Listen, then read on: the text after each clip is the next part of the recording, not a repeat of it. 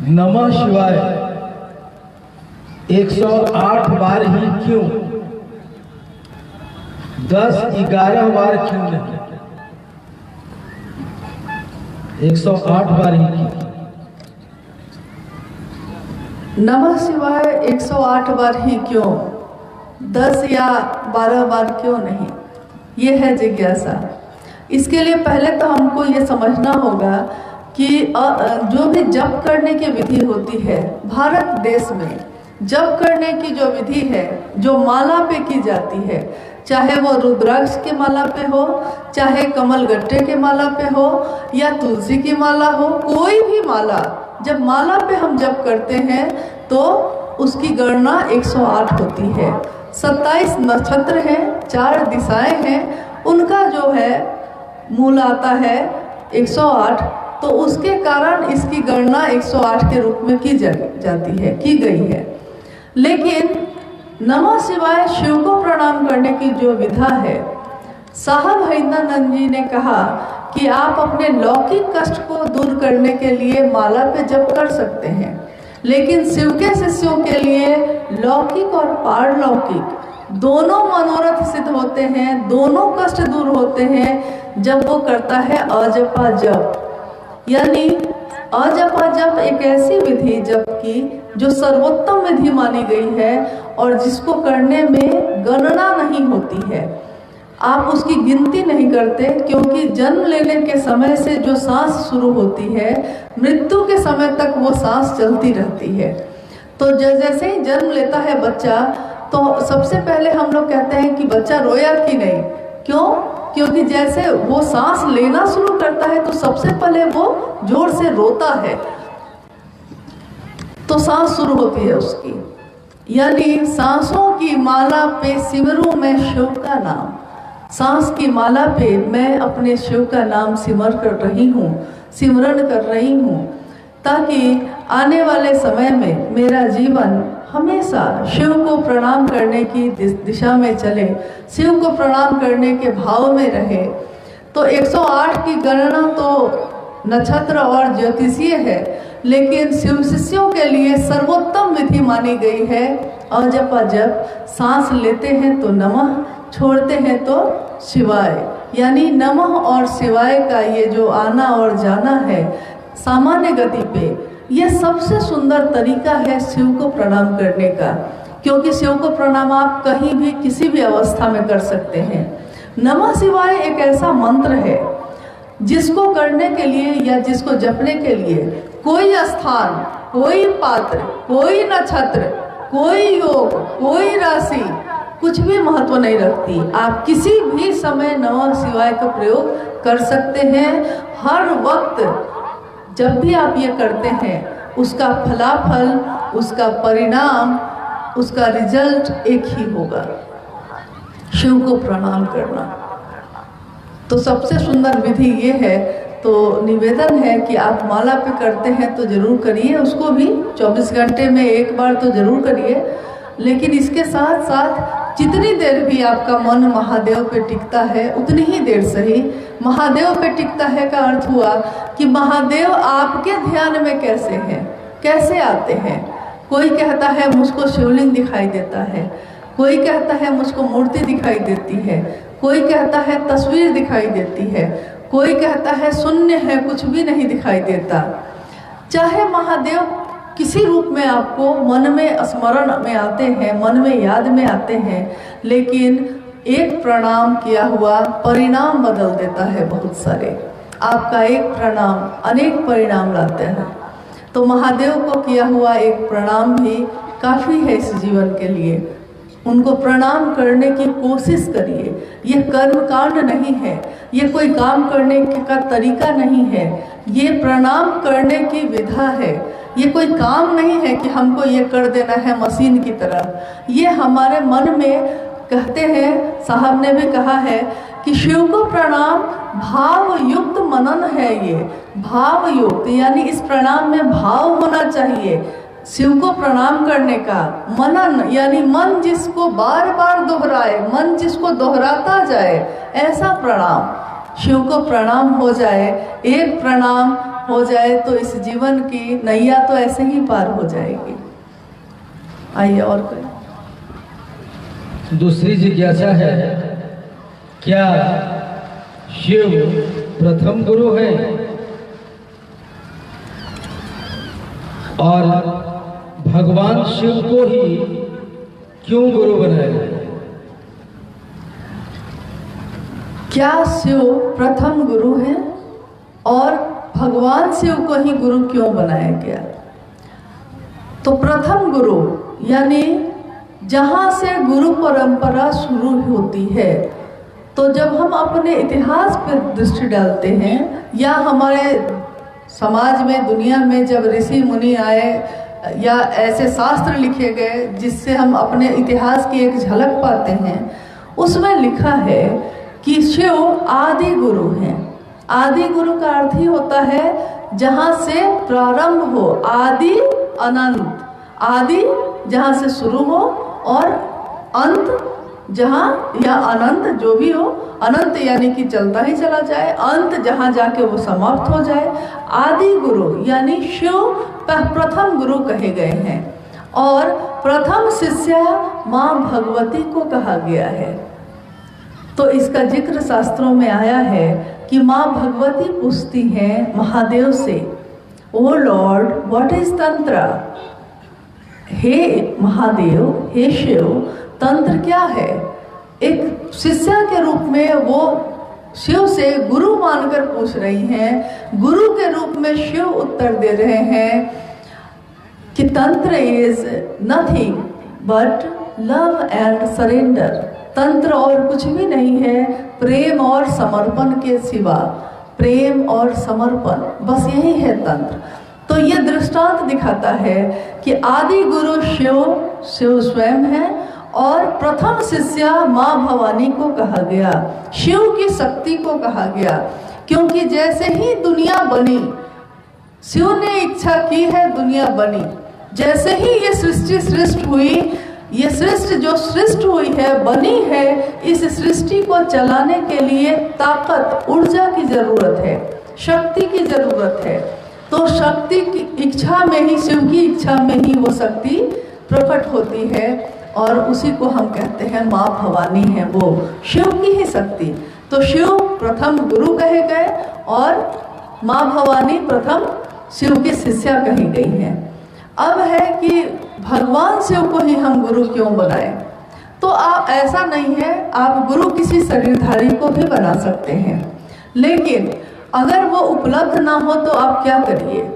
क्योंकि पूर्व के समय में हम लोग देखते हैं कि साधु या संत या ऋषि कुल जो चलता था, गुरुकुल जो चलता था, उसमें लौकिक लाभ लोग नहीं देखते थे। न्यूनतम व्यवस्था में, साधारण परिवेश में ईश्वर के तरफ लोगों को का उन्मेष पैदा करते थे।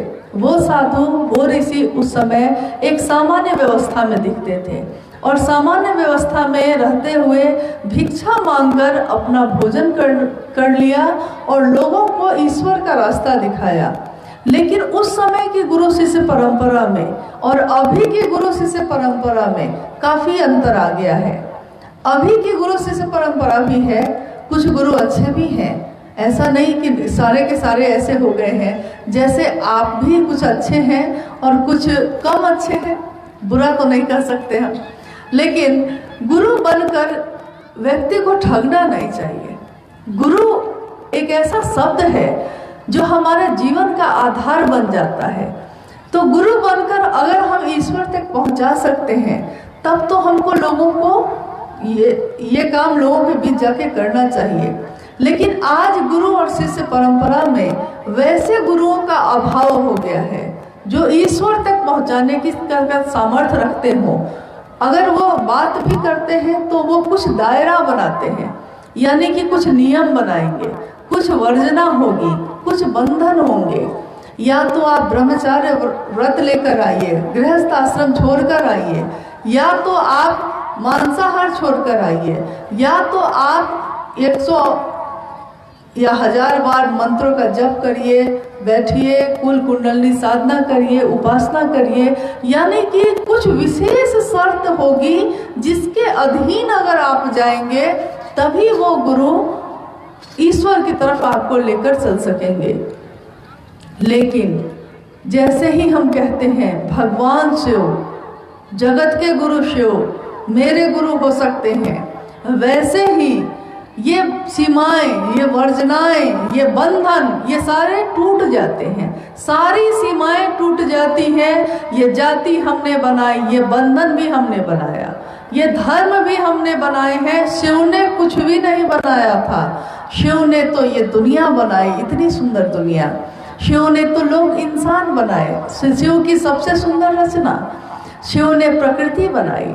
प्रकृति का अयन करते हैं वो शिव। शिव ने प्रकृति बनाई, शिव ने इंसान बनाए। इंसानों को रहने योग्य जगह मिले, इसके लिए ये दुनिया बनी। इसमें हवा है, इसमें अग्नि है, इसमें जल है पानी पीने के लिए, इसमें ये मिट्टी है जीवन जीने के लिए, इसमें ये आकाश है जिससे बादल और बारिश होती है, जीवन बढ़ता है, उर्वरक होता है, उन्नयन होता है। ये सारी चीजें उन्होंने बनाई। लेकिन शिव ने भेद नहीं किया। शिव ने कभी नहीं कहा कि तुम विशेष हो और दूसरे विशेष नहीं हैं। आपने गौर किया है, शिव के गण तो शिव के लोग होते हैं। शिव के गणों से ही उनका श्रृंगार होता है, उनका आभूषण है शिव के गण। शिव के लोग होते हैं, शिव के दास दासी नहीं होते। शिव ऐश्वर्य भाव देते हैं, यानी कुछ भी नहीं है आपके पास, लेकिन महादेव, दुनिया जो कहती है वो चीज नहीं है आपके पास, लेकिन महादेव है मेरे साथ तो मेरा मिजाज बना हुआ है कि चलो ना, कोई नहीं है, कोई नहीं है साथ में तो कोई बात नहीं, मेरे महादेव है ना मेरे साथ। किसी ने साथ नहीं दिया तो कोई बात नहीं, मेरा महादेव है ना मेरे साथ। ये बल, ये आत्मबल जो छिन्न हो गया था, शिव की शिष्यता से फिर से हम लोगों के दिलों में उतर गई। भगवान शिव वो भगवान है, भगवान के रूप में वो हमारी मनोकामना पूरी करते हैं। जब हम शिव की पूजा करते हैं, जब हम शिव के लिए व्रत रखते हैं तो मनोकामना पूरी होती है।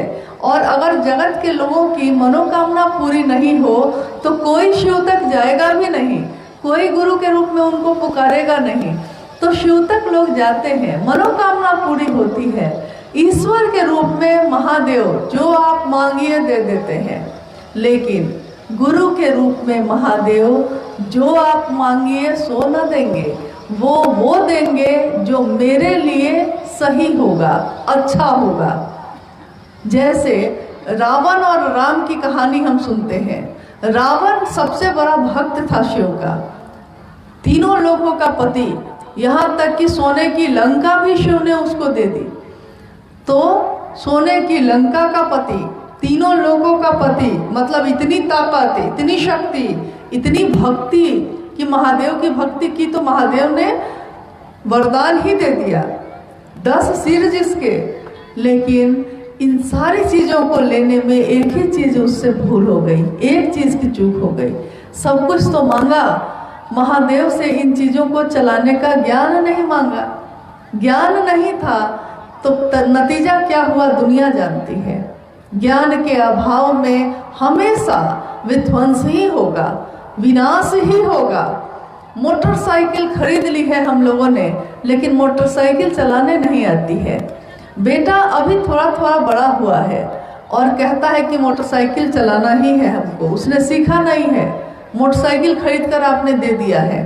क्या नतीजा होता है? सीखा नहीं है और आपने मोटरसाइकिल खरीद के दे दिया, कहीं भी जाकर उसकी दुर्घटना हो जाती है, कहीं जाकर वो मोटरसाइकिल टकरा जाता है।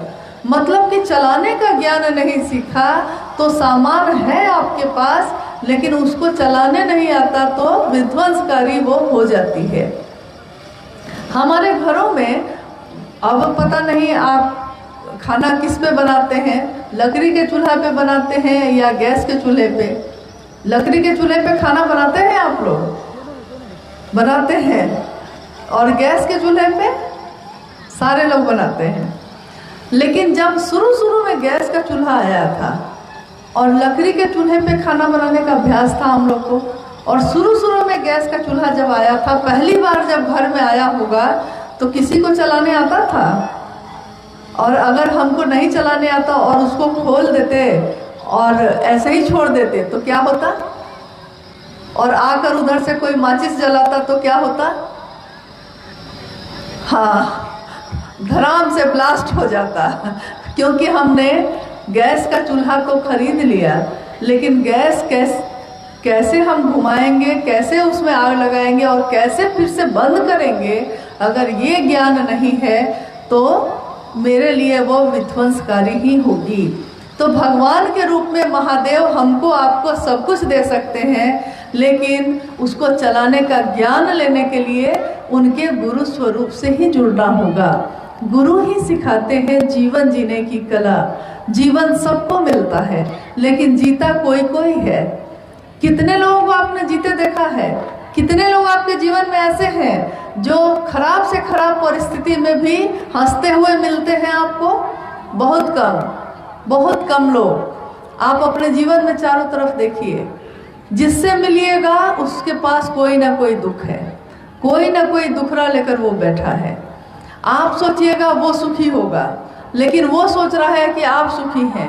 न वो सुखी है न आप सुखी हैं, यानी दोनों के दोनों दुखी हैं। जीवन जीने की कला महादेव जब सिखा देते हैं तो वो सिखाते हैं गुरु के रूप में, शिष्य को सिखाते हैं कि इन चीज़ों में कुछ रखा उखा नहीं है। 70-80 साल का जीवन है आपका, इससे ज़्यादा कितना होगा? 30 साल, 40 साल, 50 साल तो हम लोग बिता भी चुके। कितने लोग तो 70 साल भी बिता चुके। कभी भी अब जा सकते हैं, यानी जहाँ से आए हैं वहाँ जाना ही होगा। तो 70-80 साल के जीवन में तो इतनी योजना बनाई है हमने कि हम सोचते हैं कि हमको वापस जाना ही नहीं है। लेकिन हमारे सोचने से क्या होता है? हमारे अपने हमारी आंखों के सामने कभी भी चले जाते हैं। तो हम भी चले जाएंगे कभी, अपनों की आंखों के सामने मैं भी चली जाऊंगी, आप भी चले जाएंगे कभी। लेकिन हमारे आपके अंदर जो जीवात्मा है, वो जीवात्मा जो निकल जाए तो शरीर की मौत हो जाती है, और आ जाए तो शरीर जीवित हो जाता है। उस जीवात्मा की यात्रा, उसका जीवन 70-80 साल का नहीं होता है, उसका हजारों साल का होता है। हजारों साल। कितने कपड़े बदलते हैं वो। कपड़े मतलब कितने शरीर, कब किस योनि में आए, कब किस शरीर में आए, कोई नहीं जानता। मानव का तन बड़ा मुश्किल से मिला है, तो मानव के तन में ही एकमात्र आप जीव से शिव हो सकते हैं। एक संभावना है, बिया के रूप में है, लेकिन इसमें बिया को रोप दिया जाए जमीन पे तो ये बिया बहुत बड़ा पेड़ बन सकता है। संभावना है, ये संभावना है मात्र, और कुछ नहीं। हमारे आपके मन में भी शिव के नाम का बिया है, शिव के प्रेम का बिया है। संभावना है कि इस बिया को अगर इन तीनों सूत्रों से आप सींच दीजिए, शिव से मन ही मन दया मांगना, हे शिव आप मेरे गुरु हैं, मैं आपका शिष्य हूँ, मुझ शिष्य पर दया करिए। शिव की चर्चा करना, यानी शिव की बात दूसरों से करना, ताकि मेरा मन भी याद रखे कि शिव मेरे गुरु हैं। शिव को भाव नमन करना, भाव युक्त मनन करना, ये तीनों चीजों से अगर हम इस प्रेम के बीए को सींच देते हैं तो इसी बीए में जो बेकार पड़ा था और 70 साल 80 साल का जीवन ऐसे चला गया, वही प्रेम का पौधा पल्लवित होता है, पुष्पित होता है, सुगंधित होता है। तब आपसे कोई मिलता है तो उसको शिव की याद आती है।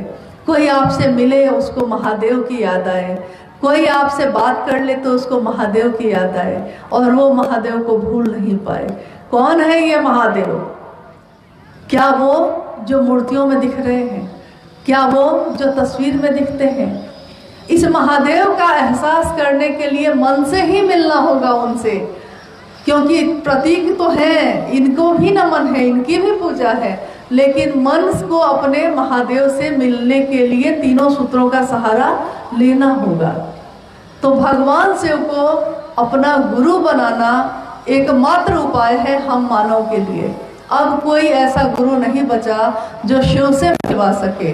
अब स्वयं शिव को ही आना पड़ेगा, आना पड़ा है खुद से खुद को मिलाने के लिए।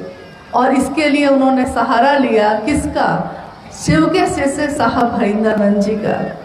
जिसका सहारा लेकर आज हम भी अपनी बात कह रहे हैं। ये मेरी बात नहीं है, ये आपकी बात नहीं है। ये मंच भी जो बना है ये शिव गुरु का मंच है। इस मंच से कोई प्रवचन नहीं होता, कोई सत्संग नहीं होता, कोई बहुत बड़ा विद्वान यहाँ नहीं आया है। यहाँ सब शिव के शिष्य हैं, शिव की चर्चा करते हैं, शिव की बात करते हैं। हमको कुछ भी नहीं आता, लेकिन एक चीज़ आती है, यही कि बस एक बात नहीं भूली। एक बात जो है वो मैं नहीं भूली कि महादेव मुझको आपसे प्रेम है, महादेव आप मेरे गुरु हैं, मैं आपका शिष्य हूँ। ये बात नहीं भूली। भूल गया सब कुछ, याद नहीं अब कुछ। सब कुछ भूल जाने के बाद भी महादेव याद रह जाए तो फिर इससे सुंदर जीवन और कुछ भी नहीं हो सकता।